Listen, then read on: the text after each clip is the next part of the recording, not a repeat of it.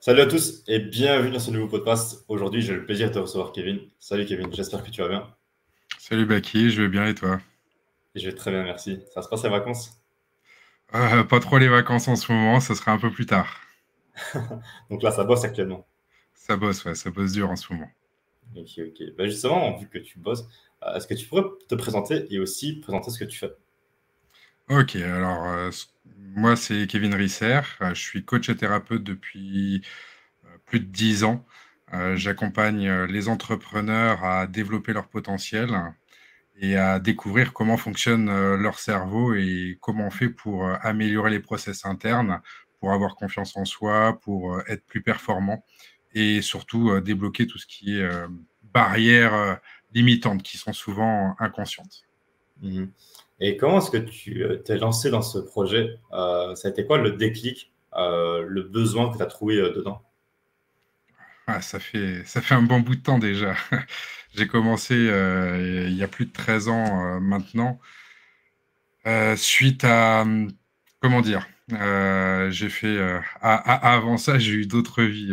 J'ai fait un BTS informatique. J'ai bossé après 1 an pour une boîte en informatique en programmation. Après, j'ai eu l'opportunité de faire de la gérance en hôtellerie-restauration. Et là, je me suis ruiné la santé. Ça gagnait bien, mais je me suis ruiné la santé. Et à partir de là, a commencé une petite traversée du désert. Et c'est comme ça que c'est venu en me faisant une grosse introspection et en me disant qu'est-ce que je voulais faire de ma vie, qu'est-ce que j'aimais faire. Et j'ai commencé à me former en médecine chinoise, en aromathérapie. J'ai ouvert mon cabinet en 2010. Donc, tu vois, ça remonte à un petit bout de temps. Et avec les premiers clients qui sont arrivés, ils commençaient à aller mieux avec ce que je leur recommandais. Mais il y avait quelque chose qui coinçait. C'est-à-dire qu'au bout de 3, 4 mois, 6 mois, bah, les problèmes revenaient. Au début, je me disais, ils faisaient exprès. C'est pas possible. Et puis, 1, 2, 3, 4. Là, je me suis dit, mince, c'est peut-être moi qui ai un souci. J'ai pas les bons outils. J'ai commencé à chercher un petit peu plus loin, à creuser.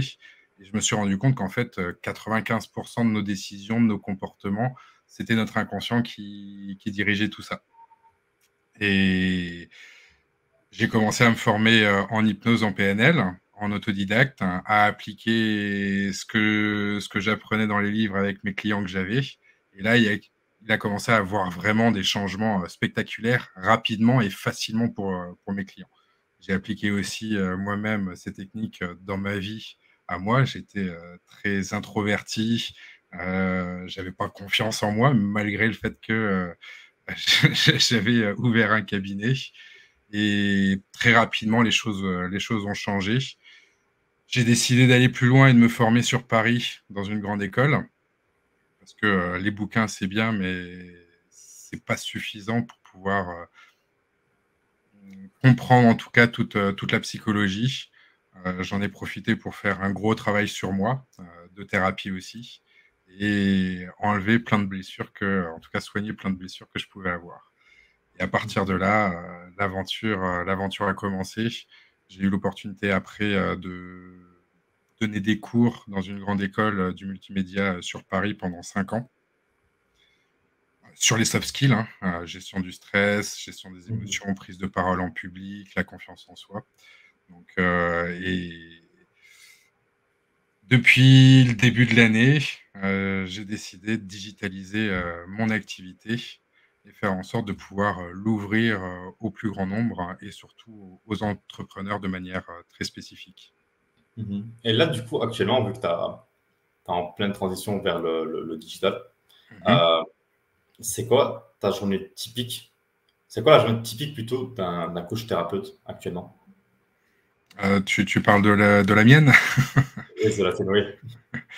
À l'heure actuelle, bah, ça se mélange. Alors sur la semaine, je vais réserver des jours où je vais prendre des rendez-vous en cabinet, des jours où je bosse directement de mon bureau, comme ici. Et je vais pouvoir accompagner de manière beaucoup plus large justement des entrepreneurs qui sont aussi à l'autre bout du monde. Et ça, c'est vraiment un avantage. parce que mon but, c'est aussi de pouvoir me libérer d'un point de vue géographique et mon cabinet m'en empêche. Donc, on va dire au maximum, de toute façon, je prends 4 clients par jour parce que ça demande de l'énergie, ça demande du travail en amont et aussi après. Donc, je peux pas non plus trop gérer. En plus, en ce moment, je suis en train de développer des formations et des abonnements sur deux projets bien spécifiques. J'en parlerai un peu plus tard. Il y en a un qui est en train de sortir, mais c'est pour le grand public, plus sur la perte de poids avec l'hypnose. Il y a un autre pour les entrepreneurs, mais il est en cours de développement. Donc, ça sortira courant septembre, normalement. Mhm. Ok, Donc, ok. les journées sont bien chargées, sachant que derrière, j'ai aussi une famille. Mhm. J'ai un garçon de 6 ans aussi, donc ça demande du temps. Et si on veut garder un équilibre, parce que c'est aussi le gros défi de l'entrepreneur aujourd'hui, et ça a toujours aussi été le cas, hein, de trouver et de garder cet équilibre entre vie perso et vie pro. Parce que Mhm. on peut, quand on est jeune, se dire je vais à fond dans le boulot. Simplement, notre cerveau, il prend des habitudes. Mhm. Et il s'habitue à bosser tout le temps. Ce qui fait qu'après, on n'a plus envie de s'occuper de soi et de faire des choses pour le perso sans que ça soit rentable. Mhm. Parce que c'est aussi le défi, c'est faire des choses qui ne sont pas rentables, mais juste pour le plaisir, juste pour le bien-être, juste pour l'équilibre. Mhm. Mais là, actuellement, tu as dit que tu as encore ton cabinet et que Oui, tu y vas. Et donc, c'est ce qui te bloque pour pouvoir voyager, enfin être libre et géographique. c'est ça. Euh, Tu n'as pas pensé à pouvoir, entre guillemets, déléguer cette partie-là et mettre en place quelqu'un qui pourrait gérer ça à ta place? J'y ai pensé. Maintenant, les clients, ils viennent pour moi, ils viennent pas pour une technique ou autre chose. C'est parce que ça fait 13 ans que je suis installé, j'ai de la recommandation. Euh, Depuis 13 ans, j'ai jamais fait vraiment de pub sur mon activité. La seule pub que je faisais, c'était des ateliers et des conférences. Donc, c'est ce qui me ramenait du monde dans mon cabinet, puis après, le bouche à oreille. Aujourd'hui, ça me suffit à en vivre. Euh, mais je reste limité par le temps. Euh, et je peux pas scaler ce domaine d'activité. C'est pas encore possible. J'ai pas Mhm. encore et c'est trop compliqué d'un point de vue humain de trouver quelqu'un qui a les mêmes compétences, parce que quelqu'un qui a les mêmes compétences, la même expérience, il va ouvrir lui-même son propre cabinet. Mhm. Je sais pas Et si tu pour les comprends. gens qui aimeraient se lancer, quelles seraient les ressources à avoir pour faire exactement la même chose que toi? Les ressources pour se lancer en coaching et en thérapie. Alors, c'est Mhm. deux choses qui sont, à mon sens et avec mon expérience, vraiment complémentaires. Le coaching, ça permet vraiment de donner des outils pour pouvoir construire quelque chose de cohérent. Et la thérapie, ça permet de débloquer ce qui est au niveau inconscient. C'est-à-dire que tu as beau avoir les meilleures formations, par exemple en closing, les meilleures structures et autres, s'il y a quelque chose qui te bloque dedans à l'intérieur, tu vas être coincé parce que si tu n'as pas confiance, s'il y a un truc qui te fait trop peur ou qui te tétanise, tu vas bafouiller, et t'as beau le répéter autant de fois que tu veux, contrairement à ce Mhm. qu'on dit, il n'y a pas que la répétition qui fait les choses. Si il y a une blessure dedans qui coince, de toute façon, tu n'arriveras pas à le faire, même avec les meilleures formations que tu veux. Donc, c'est la première chose à faire. S'ils veulent commencer en thérapie et en coaching, c'est faire déjà un travail sur soi. On ne peut pas aider les autres si on ne sait pas aider soi-même, si on n'a pas un certain équilibre, si on n'accepte pas les critiques, si on n'accepte pas les challenges, si on n'accepte pas de se tromper, de se planter. C'est juste impossible. Donc, déjà, la première chose, c'est faire un travail sur soi. Ensuite, choisir différentes pratiques, et il en existe plein, hein. Moi, j'ai choisi l'hypnose et la PNL, parce que je trouve que c'est des pratiques qui sont les plus documentées d'un point de vue scientifique. La PNL assez controversée parce qu'elle a été appliquée un petit peu à toutes les sauces, mais à la base, c'est une pratique vraiment thérapeutique. Et l'hypnose, on a vraiment une documentation. Alors, en France, c'est un petit peu limité, hein. On voit beaucoup d'hypnose de spectacle, mais à l'étranger, c'est vraiment développé au niveau médical. Et reconnu surtout. Ok, je vois. Et là, actuellement, on va dire que grâce à ton compte Twitter, tu vas toucher un nouveau marché, donc le marché des entrepreneurs. Comment est-ce que tu as trouvé ce besoin chez eux?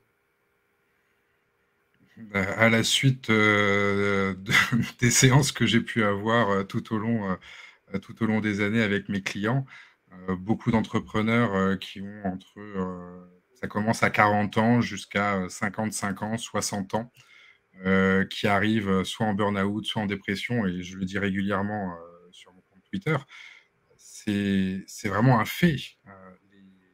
Les gens, ils arrivent à un certain point où ils étaient forts jusque-là, mais ça marche plus.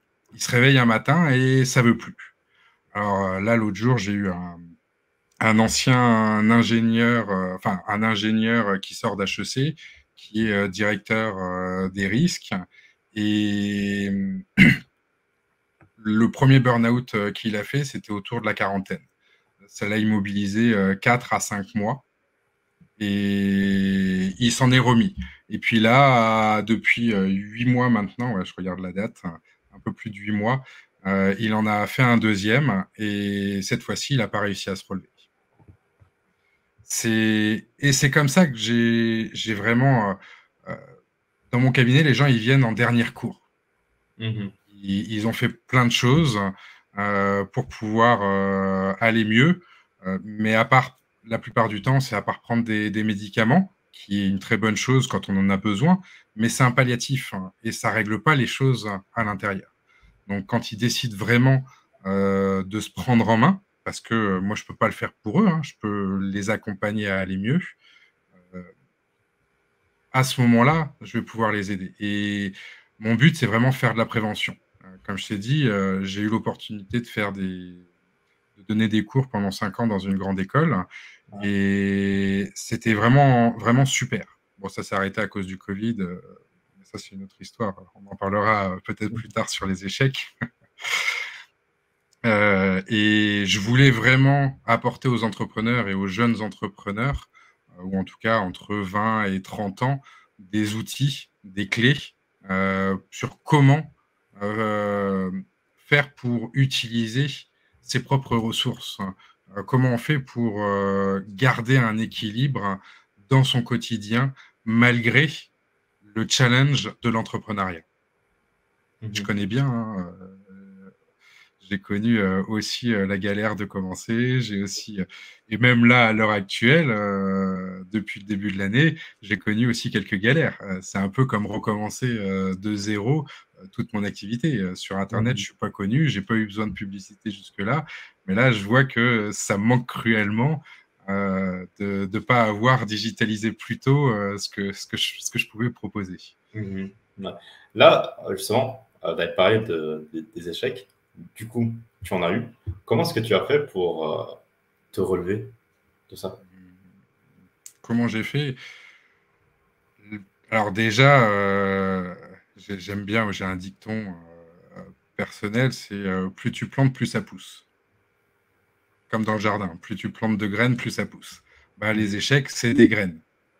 Donc on ne voit pas tout de suite le résultat. Des fois, on a besoin d'attendre. Et surtout, j'ai appris à croire en moi. Parce que c'est pas quelque chose qui est inné, hein, le fait d'avoir confiance en soi, de croire en soi.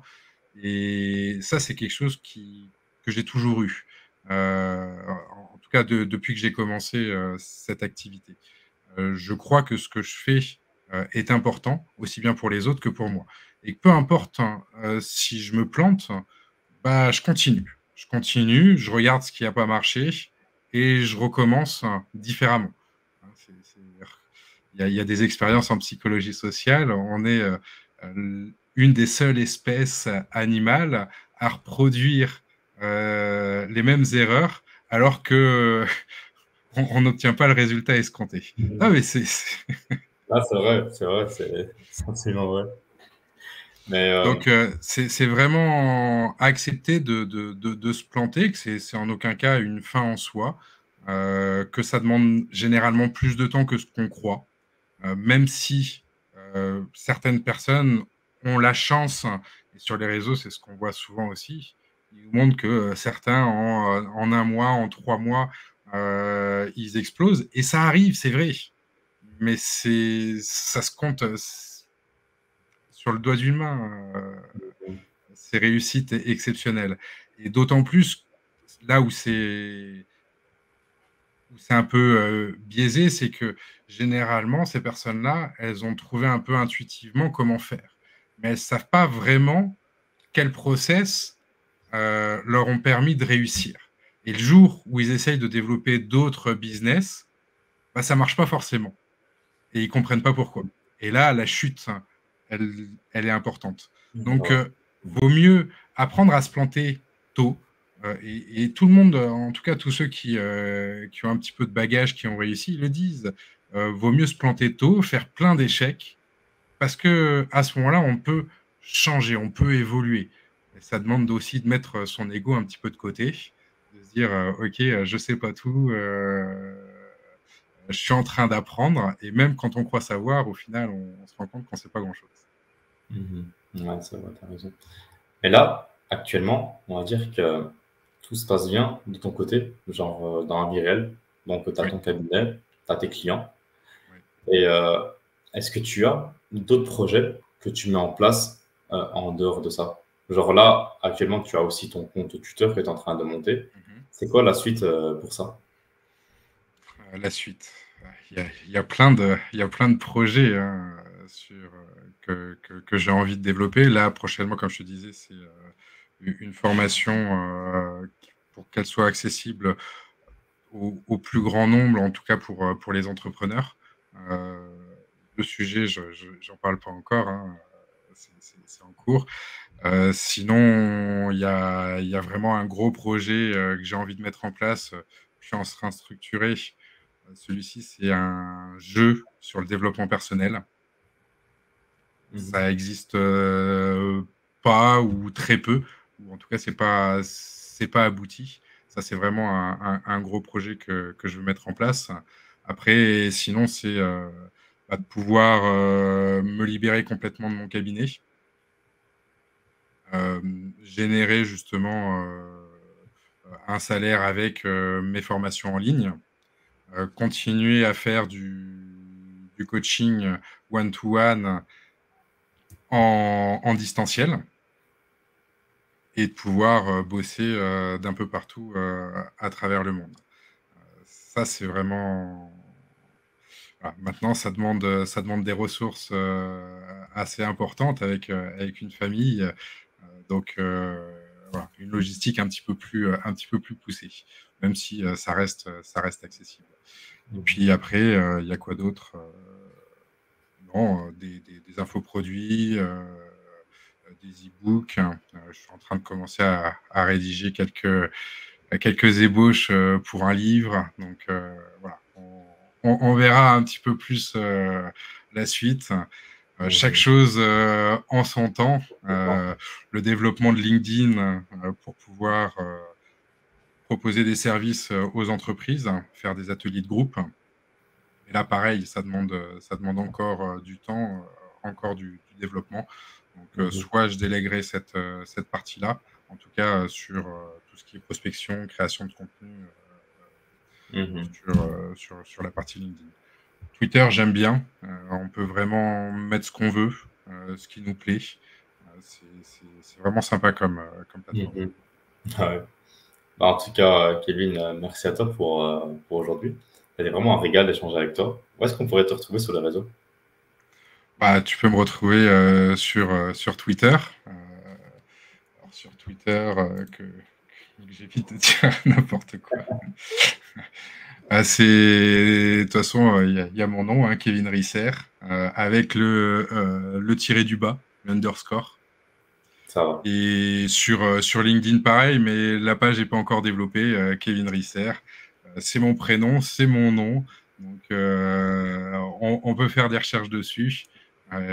J'ai pas grand-chose à cacher. Bah, ça, dans tous les cas, bah, vu que c'est pas encore prêt pour LinkedIn, je mettrai uniquement ton Twitter en description pour les personnes qui seraient intéressées par l'hypnose et la PNL. Donc voilà. Et bah, en tout cas, merci à toi Merci à pour toi, aujourd'hui. Baki. Et on se retrouve très bientôt. Avec plaisir, Baki. À Merci bientôt. à toi. À bientôt. Du coup, voilà les gars, c'est la fin de ce podcast. J'espère que vous avez aimé. Si vous avez aimé, n'hésitez pas à vous abonner à la chaîne, à aimer la vidéo, à commenter, à me suivre sur le réseau et aussi à suivre Kevin sur son Twitter. On se retrouve pour un prochain podcast et à très bientôt.